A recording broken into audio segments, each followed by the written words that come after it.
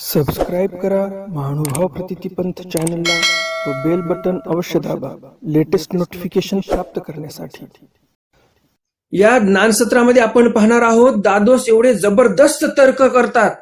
दादोस म्हणतात श्रीकृष्ण महाराजांचे स्वतःचे मुलं 60 लाख त्यांच्या डोळ्यासमोर मेले, श्रीकृष्ण महाराजांना काहीच वाटलं नाही, ते पण परमेश्वरच होते, सर्वज्ञ श्री चक्रधर स्वामी पण परमेश्वरच आहेत, स्वामींना पण काही वाटणार नाही या जीवांचं मेले काय, नरकाला गेले काय, स्वर्गाला गेले काय।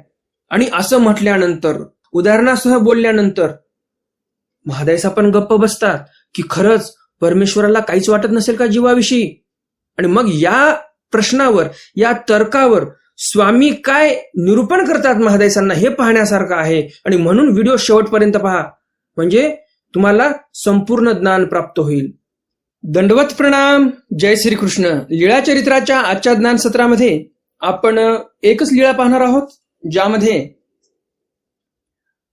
रामदेव महादायसांना पुन्हा लावून देतात, काहीतरी विचित्र गोष्ट सांगतात त्यांना। देवाला काही वाटत नाही, देवाला काय घेणं देणं पडलं, जीव नरकाला गेले काय, स्वर्गाला गेले काय, देवाला काही वाटणार नाही, असं दादोस लावून देतात महादायसाला। दादोस म्हणतात महादायसाला, एवढे यादव मेले, श्रीकृष्ण महाराजांना काय वाटलं, तसंच स्वामींना पण काय नाही वाटणार, असं दादोस महादायसांना सांगतात। तुम्हाला आजच्या व्हिडिओमध्ये हेही समजणार आहे की खरंच दादोस जे म्हणतात ते खरं आहे का, देवाला काय घेणं नाही या जीवाचं, असं आहे का, हे तुम्हाला सविस्तर माहिती या व्हिडिओमध्ये मिळणार आहे। तर मग या प्रसंगावर महादायसा काय करतात, स्वामी त्यांना काय निरूपण करतात, हे सर्व आपण आजच्या या ज्ञानसत्रामध्ये जाणून घेणार आहोत।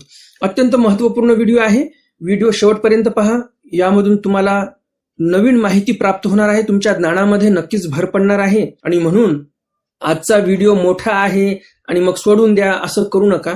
जवळजवळ 2 पानाचं चरित्र आहे, व्हिडिओ कदाचित मोठा होईल, परंतु तुम्हाला भरपूर काही असं शिकण्यासारखं यामधून तुम्हाला ज्ञान मिळणार आहे। आणि म्हणून व्हिडिओ शेवटपर्यंत पहा, महादायसाच्या मनातील शंका कशी दूर करतात स्वामी, आणि दादोस म्हटलेलं सर्व खोटं आहे हे कसं स्वामी सिद्ध करतात हे पाहण्यासारखं आहे। आणि म्हणून व्हिडिओ शेवटपर्यंत पहा, तरच तुम्हाला पूर्ण ज्ञानाचा लाभ होईल, नाहीतर मग अर्धवट ज्ञान प्राप्त करून काय करणार तुम्ही। आणि म्हणून व्हिडिओ शेवटपर्यंत पहा। मागच्या ज्ञानसत्रामध्ये मी तुम्हाला प्रश्न विचारला होता, साधाईसांनी सर्व लिंबाचा पाला एकटीनेच का खाऊन टाकला, दुसऱ्यांना का नाही दिला तो प्रसाद, स्वामी म्हटले तरी पण साधाईसांनी तो प्रसाद दुसऱ्याला दिला नाही, यामागचं कारण काय होतं, हा प्रश्न मागच्या सत्रामध्ये मी विचारला होता। तुम्हाला असेच ज्ञानवर्धक व्हिडिओ आवडत असतील, स्वामींचे नवनवीन चरित्र ऐकण्याची इच्छा असेल तर हे चॅनल तुमच्यासाठी आहे। लवकरात लवकर चॅनलला सबस्क्राईब करा, बेल बटन दाबा आणि ऑल ऑप्शन सिलेक्ट करा, म्हणजे भविष्यामध्ये मी जे काही स्वामींचे नवनवीन चरित्र अपलोड करणार आहे ते तुमच्याकडून चुकणार नाहीत आणि नित्यदिनी तुमच्यापर्यंत व्हिडिओ पोहोचत राहतील। आणि सबस्क्राईब करायला 1 रुपयाचंही शुल्क तुम्हाला देण्याची गरज नाही, निशुल्क सेवा आहे। तर मग जास्त उशीर न करता चला तर आज काही नवीन ज्ञानार्जन करूया। दंडवत हो। मी ईश्वरदास महानुभाव सर्वांचं स्वागत करतो आपल्या महानुभाव प्रतिपंथ या युट्यूब चॅनलमध्ये। लीळा चरित्राच्या आजच्या या ज्ञानसत्रातील लीळा क्रमांक आहे लीळा चरित्र उत्तरार्ध, लीळा क्रमांक 436। देव कोप खेद क्षीण महादायसा यादव गुरु निरूपणे। देव कोप खेद खिन्न महादायसा म्हणजे काय, देव म्हणजे रामदेव, या रामदेवाने कोप केलेला आहे महादायसावर, कोपलेले आहेत महादायसावर रामदेव। आणि अशा या कोपण्यामुळे महादायसा खेद करते मनामध्ये आणि खिन्न होऊन जाते। खेद कशामुळे करते की या दादोसाजवळ थांबायला नाही पाहिजे, परंतु नेमका योग असा येतो की याच्याजवळ थांबायचा योग येतो आणि हे असं काहीतरी उरफाट बोलते हा दादोस जो आहे। तर या दादोसाच्या कोपण्यामुळे महादायसाला खेद निर्माण झाला, मनामध्ये खिन्नता आलेली आहे, मन खिन्न झालेलं आहे। आणि अशा या महादायसांना सर्वज्ञ श्री चक्रधर स्वामींनी यादव गुरु निरूपणे, यादव गुरु विषयी निरूपण केले। यादवांचे गुरु म्हणजेच श्रीकृष्ण महाराज, यादवांचे करते धरते कोण होते, श्रीकृष्ण महाराज। तर श्रीकृष्ण महाराजांविषयी सर्वज्ञ श्री चक्रधर स्वामी निरूपण करतात।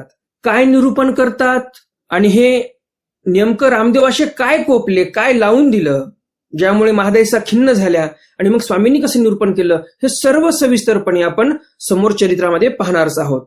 एकुदी सारंग पंडिती गोसावियांसी उपहारा लागी विनविले.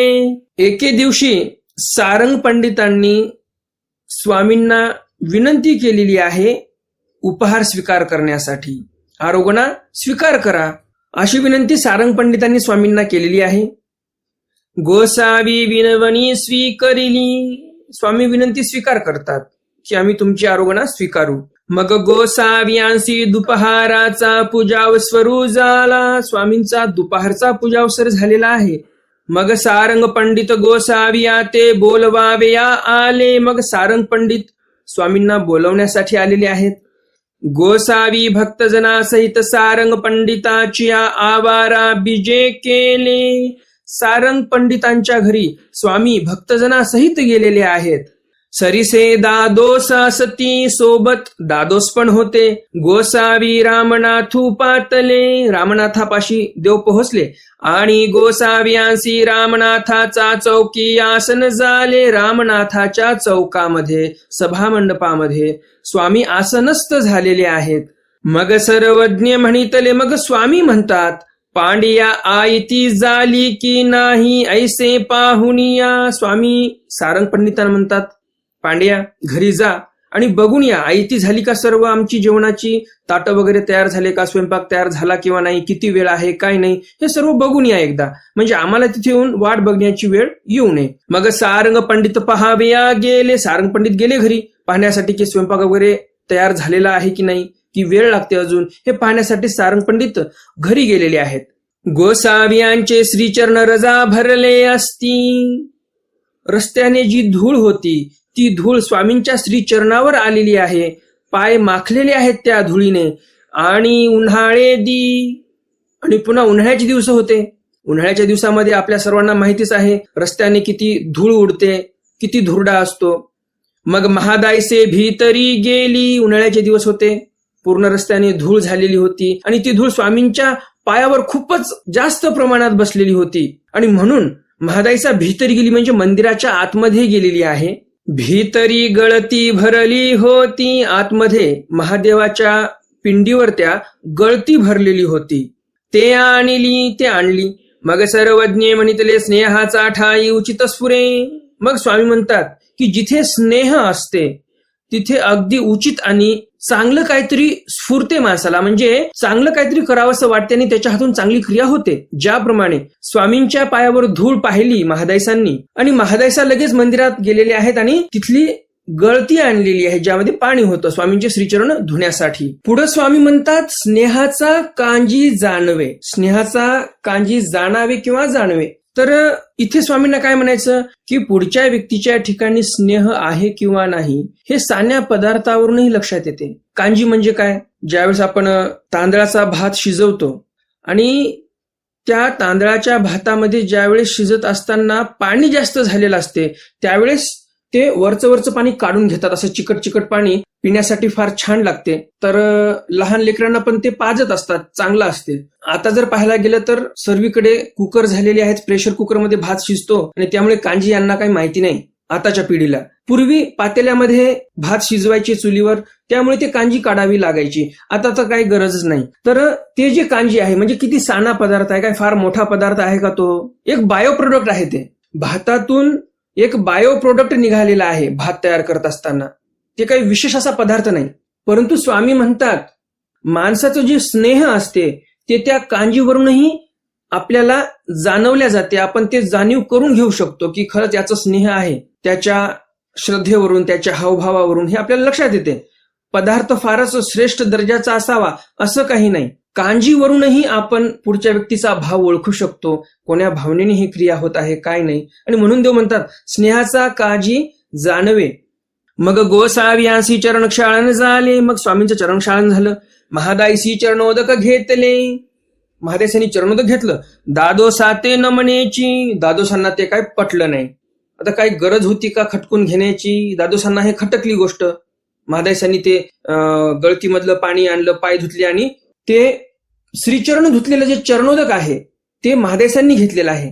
ह्यामध्ये काय वाईट केलं महादाईसांनी, परंतु ही गोष्ट दादोसांना खटकली. काय म्हणतात चरित्रकार, दादोसा ते नमनेची, दादोसांना काय ते पटलं नाही. मग सारंग पंडित बोलवावेया आले. मग सारंग पंडित बोलवण्यासाठी आले नाहीत स्वामींना. मग गोसावी तेथे विजय केले. स्वामी तिथे आले, सारंग पंडिताच्या घरी पोहोचले. गोसावी असी बरवा पूजाव सरू झाला. बरवा उपहारू निफजविला होता. गोसावी अशी बरवा पूजावसर झाला. तिथे गेल्यानंतर सारंग पंडितांनी पुन्हा चांगला पूजावसर केलेला आहे स्वामींचा. बरवा उपहारू निफजविला, चांगल्या प्रकारे उपहार तयार केलेला आहे, ताट मांडलेला आहे. तयाची तिही ताटे केली. मग गोसावी ताटावरी विजय केले. मग स्वामींसाठी ताटं तयार करण्यात आलेली आहेत. स्वामी ताटाजवळ आलेले आहेत आरोगण करण्यासाठी. अवघ्या भक्तजना गोसाविया सपरिवारी आरोगण झाली. स्वामींसोबत जे काही परिवार आलेला होता भक्तजन, ते सर्व भक्तजन पोट भरून जेवतात. गुळा झाला विडा झाला. स्वामींनी गुळा केला. जेवण झाल्यानंतर विडा घेतलेला आहे. अवघ्या भक्तजना तांबोळ दिधली. सर्व भक्तजनांना तांबोळ दिले. परमेश्वरासाठी अलंकारिक भाषा वापरली जाते कधीही. एका वाक्यामध्ये बघा, क्रिया एकच होत आहे परंतु शब्द बदलून आहेत. कशामुळे? स्वामींसाठी काय शब्द वापरला चरित्रकारांनी? विडा झाला. स्वामींना काय दिला? विडा दिलेला आहे सारंग पंडितांनी. आणि तसंच पान तयार करून भक्तजनांना पण दिलेलं आहे. परंतु भक्तजनांसाठी काय शब्द आला? अवघया भक्तजना तांबोळे दिधली. सर्व भक्तजनांना तांबोळ दिलेला आहे. म्हणजे या एका वाक्यावरून काय लक्षात आलं आपल्याला? क्रिया तर एकच होत आहे, शब्द वेगळे का वापरलेत? परमेश्वरासाठी अलंकारिक भाषा वापरलेली असते, कधी पण श्रेष्ठ शब्द वापरलेले असतात. आणि मग भक्तजन तर लहानच आहेत परमेश्वरापुढं, तर भक्तजनांसाठी वेगळा शब्द, तांबोळे दिधली, त्यांना तांबोळ दिलं. वास्तविक पाहता नागवेलीच्या पानाचेच विडे केलेले आहेत, सर्वांना तेच दिलेत. परंतु माहीम भट्टांची कल्पकता किती श्रेष्ठ आहे, ग्रंथाचं लेखन कसं असावं हे आपल्याला यावरून लक्षात येते. किती सारंग पंडित विद्वान असतील, कसे त्यांनी शब्द योजिलेले आहेत. खरंच आपण शब्दामध्ये माहीम भट्टांची श्रेष्ठता, त्यांची महानता वर्णू शकत नाहीत. एवढे श्रेष्ठ माहीम भट्ट होते, त्यांचं कार्य तेवढं श्रेष्ठ होतं. आणि एवढं असूनही एवढे निरअहंकारी होते, बिलकुल अहंकार त्यांच्या ठिकाणी नव्हता. निराभिमान होते माहीम भट्ट. कशामुळे म्हणतोय मी हे? ज्यावेळेस माहीम भट्ट आपला देहत्याग करत असतात, म्हणजे आता त्यांची कैवल्याची जी वाटचाल होणार आहे, ते पुढे आता मार्गक्रमण होणार आहे, त्यांचा कैवल्यवास होणार आहे, अशा प्रसंगी माहीम भट्ट काय म्हणतात भटोबासांना? भटो, तुमचा निढळावर पाय ठेवा, तुमचा पाय माझ्या निढळावर ठेवा. आणि त्यांच्या मनामध्ये शंका असते माहीम भट्टांच्या. भटोबासांना म्हणतात की मला परमेश्वर खरंच होईल का? म्हणजे बघा तुम्ही, एवढा मोठा ग्रंथ ज्यांनी निर्माण केला लीळाचरित्रासारखा, ज्या लीळाचरित्र ग्रंथावर आज आपला महानुभाव पंथ उभा आहे, अशा या ग्रंथाचा करता धरता माहीम भट्ट यांच्याही मनामध्ये प्रश्न आला की मला परमेश्वर होईल का? म्हणजे बघा ना, तुम्ही विचार करा, काहीच अहंकार नाही मनामध्ये. नाहीतर एखादा काय म्हटला असता तुमच्या माझ्यासारखा की अरे मी एवढं मोठं ग्रंथ लिहिलेला आहे, मी एवढा विद्वान आहे, मला तर परमेश्वर होणारच, आणि मला जर परमेश्वर झाला नाही तर कोणालाच होणार नाही. तुमच्या आमच्यासारखे असे बोलले असते, म्हणून आपण असे आहोत इथे पडलेले. असे दिवस पाहायला मिळत आहे आपल्याला कलियुगातले. ते पण कलियुगच होतं माहीम भट्टांचं, परंतु त्या काळात वेगळं वातावरण होतं. एक आध्यात्मिकता वेगळ्या लेवलला पोहोचलेली होती. आता तसं काही राहिलेलं नाही. आता मंदिरांमध्ये घंट्या, घड्याळी, झांजी वाजवण्यासाठी इलेक्ट्रिकचे नगारे आणावे लागतात. घंट्या, घड्याळी इलेक्ट्रिक मोटरवर वाजवल्या जातात. माणसं भेटत नाहीत आपल्याला मंदिरामध्ये घंट्या, घड्याळी वाजवायला, आरती म्हणायला, तर आपल्याला मोटरवर सर्व फिट करावं लागत आहे. नगारा, घंटी, घड्याळ, झांज हे सर्व मोटर चालवत आहे. ते मोटर फिरली की सर्वच वाजते. अशी परिस्थिती आहे सध्याला. एवढं भयंकर कलियुग पाहत आहोत आपण. खरंच भयंकरच आहे हे. पूर्वीच्या काळामध्ये आरतीच्या वेळेला एवढे मंदिरामध्ये माणसं जमा व्हायचे, पुजारी बुवाला म्हणावं लागायचं की अरे आज तू झांज वाजव, उद्या त्यांना दे, परवा त्यांना दे, आज याला नगारा वाजू द्या, आज याला घड्याळ वाजू द्या. आलटून पालटून माणसं बदलावे लागायचे. पुजारी बुवांना पण ते घड्याळी घंट्या नवीन आणता येत नव्हत्या, त्यांच्याकडे पैसे असायचे नाही, परंतु लोक एवढे यायचे की झांज घड्याळी वाजवायला माणसं पुरून उरायचे, एवढे माणसं असायचे. सर्वांना झांज घड्याळी मिळतही नव्हत्या. आणि आताची परिस्थिती अशी आहे की माणसंच नाहीत झांज घड्याळी वाजवायला. माणसं सर्व रांगा लावतात बिअर शॉपीच्या समोर, धाब्यांवर रांगा लावतात लोक.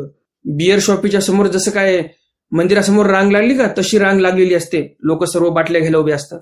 एवढी भयंकर परिस्थिती आहे सध्याला. अशी भयंकर परिस्थिती बदलायची असेल तर आपल्याला आपल्या घरचं वातावरण सर्वप्रथम बदलावं लागणार आहे. देवधर्म करणं म्हणजे तुम्ही देवावर उपकार करत आहात किंवा एखाद्या साधूवर उपकार करत आहात अशातली गोष्ट नाही. तुमचं घर चांगलं सुसंस्कारी होईल, तुमच्या घरामध्ये चांगली शांतता येईल, सर्वांना मनस्वी आनंद होईल, आध्यात्मिकतेचं जर वातावरण घरी असेल तर.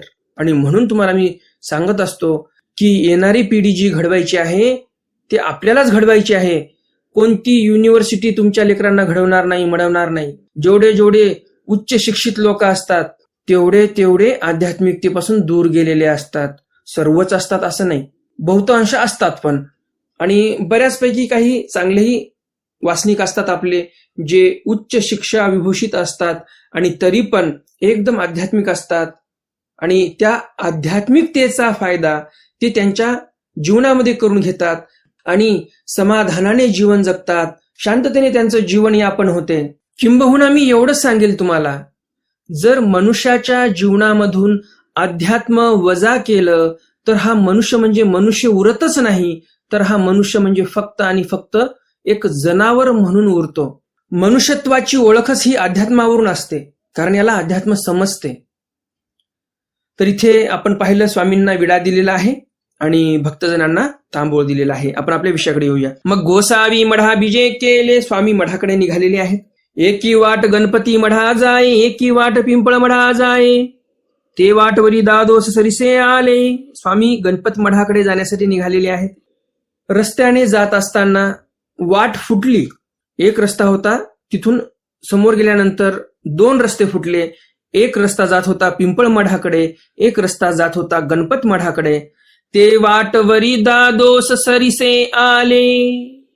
ते वाटवरी म्हणजे ती वाट फांकेपर्यंत दादोस सोबतच होते. तेथोनी पिंपळ मढा फाकले, तिथून पिंपळ मढाकडे दादोस निघून गेले. गोसावी गणपती मढासी बीजे केले, स्वामी गणपत मढाकडे गेलेले आहेत. महादाईसे गोसाव्या सरिसी आली, महादाईसा स्वामींसोबत आलेली आहे. गोसाव्यांशी पहडू झाला, स्वामी झोपी गेले. मग महादाईसे पिंपळ मढा आली, तो दादोस बैसले असती. महादाईसांचा पसारा जो होता, पिशव्या वगैरे बिढार जे होतं ते पिंपळ मढामध्येच होतं. तिथे दादोस बसलेलेच होते. रुपोबाई तुम्ही स्नान केले, दादोस आल्या आल्या म्हणतात महादाईसाला. महादाईसा येऊन बसतही नाहीत, नेमक्या पोहोचल्या की लगेच दादोस विचारतात, रुपाबाई तुम्ही आंघोळ केली का? दादो स्नान कायसे, महादाईसा म्हणतात, दादो स्नान करण्याची काय आवश्यकता आहे बरं? कैसे स्नान कायसे, दादोस म्हणतात, असं कसं म्हणतेस तू? कैसे स्नान वगैरे असं कसं म्हणतेस? स्नान तर करायला पाहिजे तू आता. मगा तुम्ही गुरुवाचे पाणी पियाले ती, कशामुळे स्नान करावं लागणार आहे ते दादोस सांगतात की तुम्ही गुरुवाच्या हातचं पाणी पिलेलं आहे आणि म्हणून तुम्हाला आंघोळ करावी लागणार आहे. गुरुवाच्या हातचं पाणी कसं पिलं आता महादाईसांनी ते सांगतो तुम्हाला सविस्तर. रामनाथाच्या मंदिरामध्ये देव गेलेले आहेत. रामनाथाचा जो गुरव होता म्हणजे पुजारी होता, तो सर्व विधिविधान करायचा तिथे. ती जी गळती भरलेली होती, ती गळती कोण भरली? मग पुजाऱ्यानेच भरली, त्या गुरुवानेच भरलेली आहे. तर त्या गुरुवाच्या हातचं पाणी तुम्ही पियालात. स्वामींचे श्रीचरण जरी धुतले तुम्ही तरी पण पाणी तर गुरुवाच्या हातचं होतं. मग कसं काय जमेल आता तुम्हाला आंघोळ केल्याशिवाय? गुरुवाच्या हातचं जर पाणी पिलं तर आंघोळ करावीच लागणार आहे तुम्हाला. कै झाले गुरुवाचे पाणी, महादाईचा प्रश्न करतात, काय झाले म्हणजे असं कसं काय म्हणताय तुम्ही की गुरुवाचं पाणी होतं ते? मी गोसाव्यांचे चरणोदक पियाली, मी त्या गुरुवाचं पाणी नाही पिलं, मी स्वामींचं चरणोदक पिलेलं आहे. मला घेणं देणं नाही ते पाणी कोणी ठेवलं होतं. मी स्वामींचे पाय धुतले आणि श्री चरणोदक स्वामींचं घेतलेलं आहे, म्हणून मला त्या गुरुवाचं घेणं देणं नाही. स्वामींचं चरणोदक पिलेलं आहे मी, माझं पोट मी पवित्र केलेलं आहे चरणोदकाने. हो का चरणोदक परिपाणी गुरुवाचे की? दादोस काय ऐकायलाच तयार नाहीत. दादोस म्हणतात काय हरकत नाही, चरणोदक झालं स्वामींचं, परंतु पाणी तर गुरुवाचं होतं. मा गुरुवाचे जरी पाणी होय तरी ते का गोसावी वारी तिची ना? महादाईचा प्रश्न करतात, जर असं काही असतंच तर स्वामींनी मला सांगितलं असतं ना की बाई ते पाणी घेऊ नका, तुम्ही ते पाणी पिऊ नका. स्वामींनी का सांगितलं नाही मला असं? स्वामींनी जे अर्थ सांगितलं नाही म्हणजे तसं करण्यामागे स्वामींची काहीच हरकत नव्हती. मी पाणी आणलं, स्वामींचे पाय धुतले, चरणोदक घेतलं, यामध्ये वावगं काहीच नाही. तर स्वामींनी मला सांगितलं असतं तेव्हाच. मा गोसावी ईश्वरू गोसावी कायस्या वारिती. दादोस म्हणतात स्वामींचं काय, स्वामी तर देव आहेत, ईश्वर आहेत, ते कशाला तुला थांबवतील, कशाला वारतील. गोसावियांशी काही वाटले असे, जे जीव स्वर्गा गेले तरी काही ना नरका गेले तरी काही. दादोस म्हणतात स्वामींना काय घेणं देणं, जीव नरकाला गेले काय स्वर्गाला गेले काय. तीही म्हणितले आपल्याचे वाटे की मा आपल्याचेही नवटे. तीही म्हणितले, महादायसा म्हणतात दुसऱ्या जीवाचं मला माहिती नाही, मी स्वामींची आहे, स्वामींना माझ्याविषयी नक्कीच काहीतरी वाटेल, स्वामी माझ्याकडून कधीच अनिष्ट क्रिया करून घेणार नाहीत.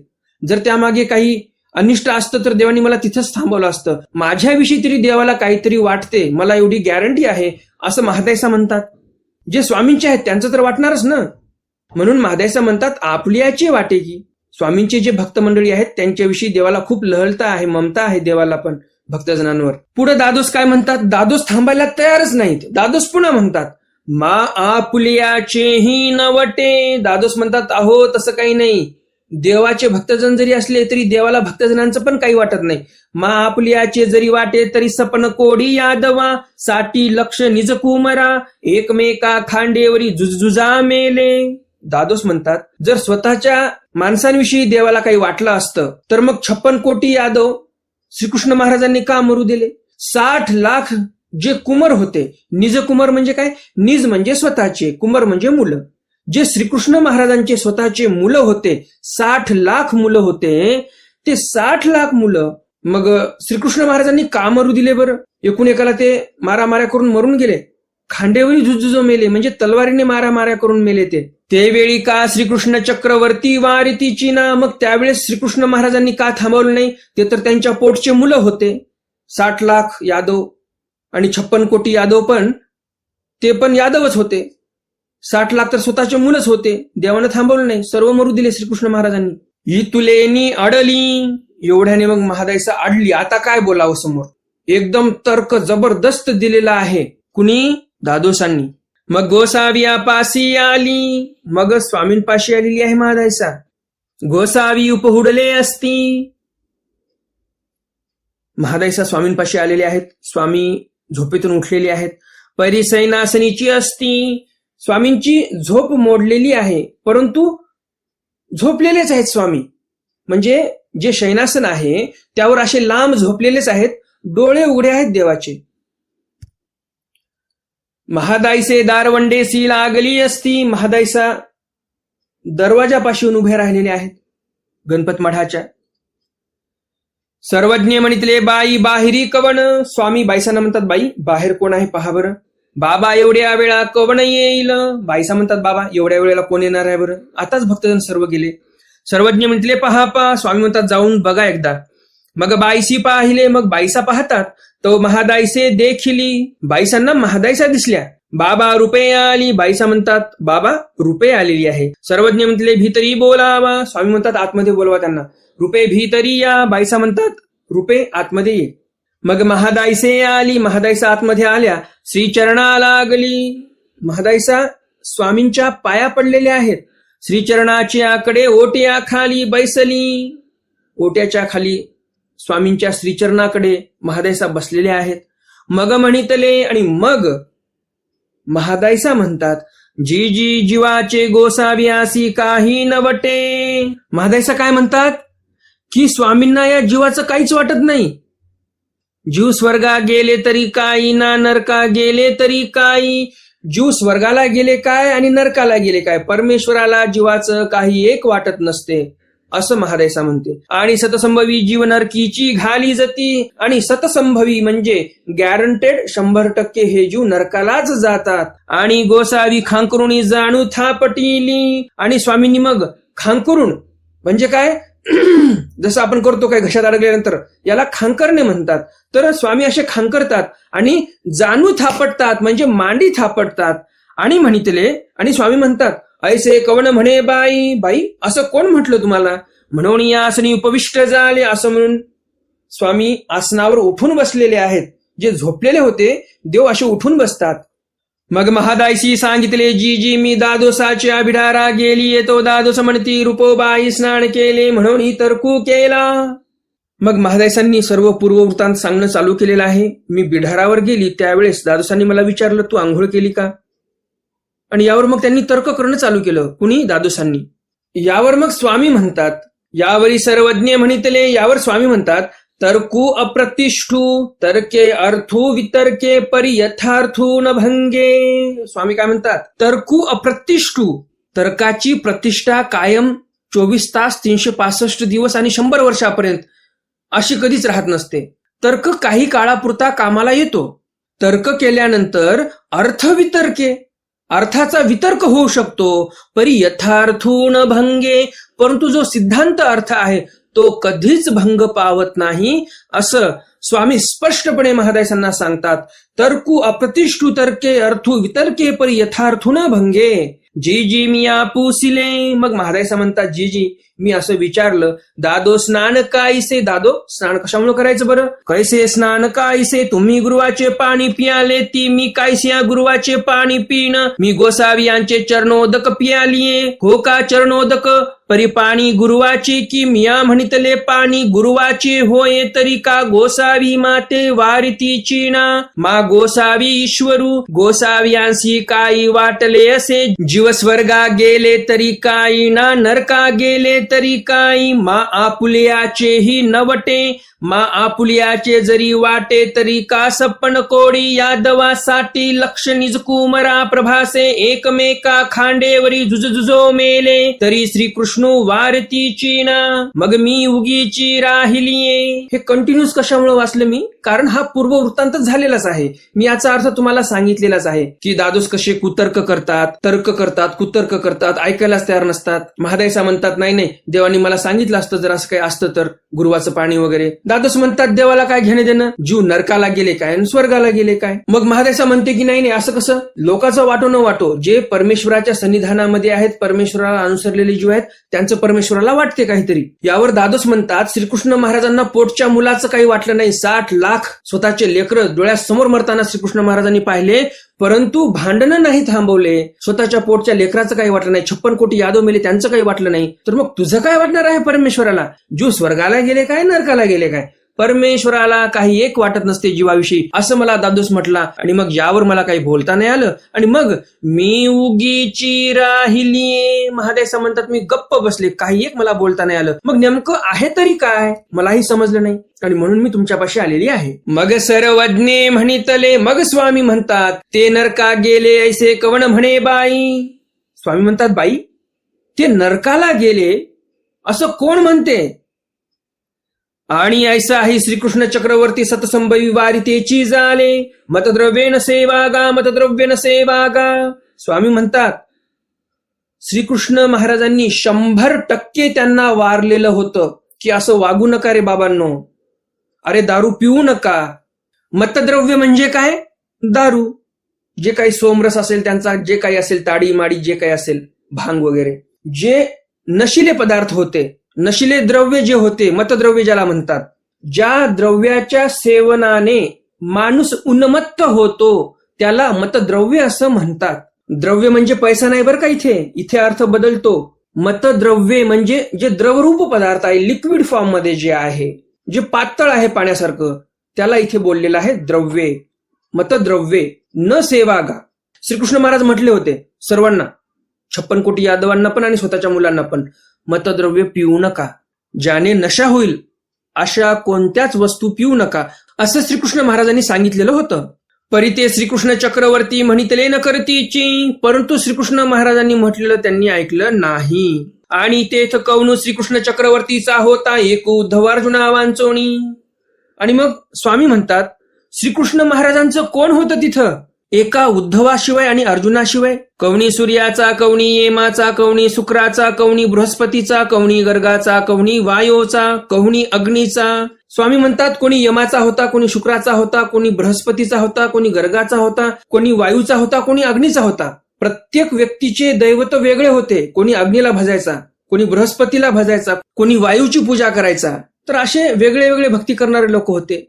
माझ्या शरण आलेलं एकनिष्ठतेने कोणीच नव्हतं, एका उद्धवाशिवाय आणि अर्जुनाशिवाय. महादायसी पूसिले, महादायचा प्रश्न करतात पुन्हा, जी जी या अवघे जीवासी नरका जावे या कवनद्वार जी, या सर्व जीवांना मग नरकात जाण्यासाठी कोण कारणीभूत आहे, कोणतं द्वार आहे? ते आम्ही वर्जुनी, ते द्वार आम्ही सोडून टाकू, त्या रस्त्याने आम्ही कधी जाणार नाही, त्याचं आम्ही वर्ज्य करू. सर्वज्ञ म्हणते बाई काम क्रोध लोभ ये तिन्ही नरकद्वारे. स्वामी म्हणतात बाई काम क्रोध लोभ हे तिन्ही पण नरकद्वार आहेत. कामाने, क्रोधाने आणि लोभाने माणूस नरकाला जातो. त्यामुळे कधीही लोभ करायचा नाही, क्रोध करायचा नाही, काम करायचा नाही. या काम वासनेच्या मध्ये पण गुरफटून जायचं नाही. आजचा व्हिडिओ थोडा मोठा होणार आहे, कारण अजून तळटीप बाकी आहे या चरित्राची. पाठभेदानुसार कसं चरित्र आलेलं आहे, यादव कसे मेले, पाठभेदानुसार खाली तळटीपेमध्ये आलेला आहे. प्रभासे कुमर निमज्जन. प्रभास या तीर्थक्षेत्राच्या ठिकाणी स्वतःचे कुमर निमज्जन म्हणजे त्यांचा नाश झालेला आहे. कसा नाश झाला तर निमज्जन म्हणजे बुडून नाश झालेला आहे. यापुरी महादायसी गोसाविया ते पुसले, जी जी कुमर एकमेका कैसे वैरी झाले जी. यावर महादायसा विचारतात, जी जी हे सर्व कुमार कस काय एकूण वैरी झाले, मारामाऱ्या कशा केल्या यांनी.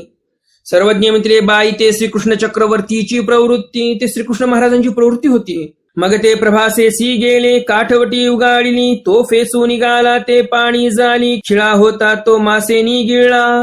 मग स्वामी सांगतात श्रीकृष्ण महाराजांची ते प्रवृत्ती होती, त्यांचा नाश होण्यामागं. हे सर्व यादव प्रभास तीर्थक्षेत्राच्या ठिकाणी गेले. त्यांच्याकडे जे काही काठवटी होती ती उगाळलेली आहे त्यांनी. काठवटी म्हणजे लाकडी परात म्हणू शकतो आपण. पाठभेदानुसार मागे आपण एकदा पाहिलं की मुसळ बांधलेलं होतं पोटावर एका त्या यादवाने, त्या ऋषीची थट्टा करत असताना. आणि काही पाठभेदामध्ये काठवटी आलेला आहे आणि म्हणून इथे ते काठवटी असं दिलेलं आहे आपल्या चरित्रकारांनी. आणि ते उगाळल्यानंतर त्याचा फेस झाला, तो फेस पाण्यामध्ये टाकला. त्या काठवटीला एक खिळा होता, तो खिळा काढला आणि तिथेच त्यांनी पाण्यामध्ये टाकून दिलेला आहे. तो खिळा माशाने गिळून घेतला. खिळा होता तो मासेनी गिळला, माशाने गिळून टाकला. मासा ढीवरे गळी लाविला, ढीवरे खिळा भिलासी दिधला, तेने सुंबा केला. तो मासा पकडला एका कोळ्याने, त्याच्या गळाला लागला तो मासा. त्या माशाला पकडलं त्या कोळ्याने आणि मासा कापल्यानंतर त्यामधील खिळा या कोळ्याने काय केलं, भिलाला देऊन टाकला. तेने सुंबा केला, त्यानं सुंबा तयार केला. सुंबा म्हणजे काय, बाणाचं जे लोखंडाचं टोक असते, बाण सोडल्यानंतर जे बाणाचं टोक शरीरामध्ये खूप असते, ते टोक त्या खिळ्यापासून त्या भिलाने तयार केलेलं आहे. तेने सुंबा केला. कुमर प्रभासेसी पवभो रिगाले. त्या प्रभास तीर्थक्षेत्राच्या ठिकाणी पोहण्यासाठी ते पाण्यामध्ये रिगाले. पाणीचे घोडे केले, शस्त्रे केले. तिथेच पाण्याचेच घोडे आणि पाण्याचे शस्त्र केले. ते साचोकारी झाली, खरोखरचे तयार झाले ते शस्त्र आणि घोडे. वरुणेचे नि संधे खेळत खेळता निकरासी गेले, युद्ध प्रवर्तले. त्यांनी जे खेळ चालू केलेला आहे सुरुवातीला, तो हसी मजाक मध्ये खेळ चालू केलेला आहे युद्धाचा, परंतु त्या खेळामध्ये खरंच युद्ध चालू झालं तिथे, आणि तिथे चांगलंच मोठं युद्ध पेटलेलं आहे. युद्ध प्रवर्तले. मग श्रीकृष्ण बळीभद्रासी म्हणितले, दादो कुमर एकमेका झुंजो झुंजो मरताती तरी जापा वारा. श्रीकृष्ण महाराजांनी पहिलं सांगितलं होतं मतद्रव्य पिऊ नका, ते ऐकलं नाही. त्या तीर्थक्षेत्राच्या ठिकाणी पाण्यामध्ये शिरले, तिथे मारामाऱ्या चालू झाल्या. श्रीकृष्ण महाराज म्हणतात बळीरामाला की दादो म्हणजे दादा, जाऊन या सर्व लोकांची भांडणं मिटवा, मारामाऱ्या करू देऊ नका. सर्व कुमर म्हणजे हे जे लेकरं आहेत आपले मारामाऱ्या करत आहेत, त्यांना सांगा थांबायला. ते गेले तो तयाची उजू सुटले. बळीभद्रदेव म्हणजेच बळीराम तिथे गेले. अरे थांबा रे म्हणत होते, भांडण नका करू, समजावून सांगत होते. परंतु ते सर्व यादव बळीभद्राच्या म्हणजे बळीरामाच्याच पाठीमागे लागले मारायला. बळीभद्रासी पाठी घाये लागले. सर्वीकडून घेरलं. 56 कोटी यादव, 60 लाख कुमर या सर्वांनी बळीभद्रालाच घेरलं आणि सपासप वार करणं चालू केले. बरेच वार जे आहेत ते बळीरामाने चुकवले, काही हाणून पाडले वार, परंतु काही वार पाठीमध्ये लागलेच लागले. समोरून मारणाऱ्यांना थांबवलं, मागून मारणाऱ्यांना कसं थांबवणार. आणि पाठीवर काही वार लागले, कोणाला, बळीरामाला. आणि मग बळीरामाला आला राग. मग तेही नागर एकवटोनी वरी मुसळाचा घाव देऊनी अवघेची मारिले. बळीरामाला आला राग, तुम्ही माझ्या जीवावर उठता, मग मी तुमची का क्यू करू. मग बळीरामांनी पण हे आपला नांगर काढला, मोठा केला तयार, सामर्थ्याने सर्वांवरच फिरवला, एका जागी त्या लोकांना बसवलं आणि वर मुसळाचा घाव दिला, सर्वांनाच मारून टाकलं. हा पाठभेद आहे बरं का. पाठभेदानुसार जी लीळा आलेली आहे ती तुम्हाला सांगत आहे मी. श्रीकृष्ण चक्रवर्तीने म्हणितले, दादो वारू धाडिले ती ते मारुनीची कैसे आले ती. श्रीकृष्ण महाराज म्हणतात, दादो, अरे दादा, तुला तर मी थांबवण्यासाठी पाठवलं होतं. तिथं जे युद्ध चालू होतं ते थांबवण्यासाठी पाठवलं होतं. तुम्ही तर सर्वांना मारूनच आलात. बळभद्रे म्हणितले, काही सांगो श्रीकृष्णा, मी वारू गेला तो मजची मारू उठिले. बळीराम म्हणतात, काय सांगू तुला कृष्णा, मी त्यांचे भांडण मिटवण्यासाठी गेलो, ते सर्व मलाच मारायला लागले. हे घाये पहा पाठीसी. बळीराम म्हणतात, माझं खोटं वाटते, पाठीमागे बघ फिरून थोडंसं, बघ माझ्या पाठीवर घाव किती लागलेले आहेत. म्हणून दाखवलं, तेहीची घाये तयाचे देह गेले ऐसेना. श्रीकृष्ण चक्रवर्तीचे वियोगे गेले. त्या घावानेच बळीराम मेले असं नाही, तर श्रीकृष्ण महाराजांनी ज्यावेळेस पुरं त्याग केला, आपलं अवतार कार्य संपवलं, त्या श्रीकृष्ण महाराजांच्या वियोगामध्ये बळीरामाचा देह गेलेला आहे असं चरित्रकार सांगतात. तर आजचं हे ज्ञानसत्र तुम्हाला सर्वांना आवडलंच असेल आणि अजून जर तुम्ही या व्हिडिओला लाईक केलं नसेल तर लगेच या व्हिडिओला लाईक करा आणि जास्तीत जास्त आपल्या वासनिक मंडळीपर्यंत हा व्हिडिओ शेअर करा, म्हणजे त्यांनाही या ज्ञानाचा लाभ होईल. आजच्या ज्ञानसत्रातील प्रश्न आहे, स्वामींनी दादोसांचे जे तर्क होते ते कसे खोडून काढले. मागच्या ज्ञानसत्रामध्ये मी तुम्हाला प्रश्न विचारला होता, सादाईसांनी सर्व लिंबाचा पाला एकटीनेच का खाऊन टाकला, इतरांना का दिला नाही प्रसाद.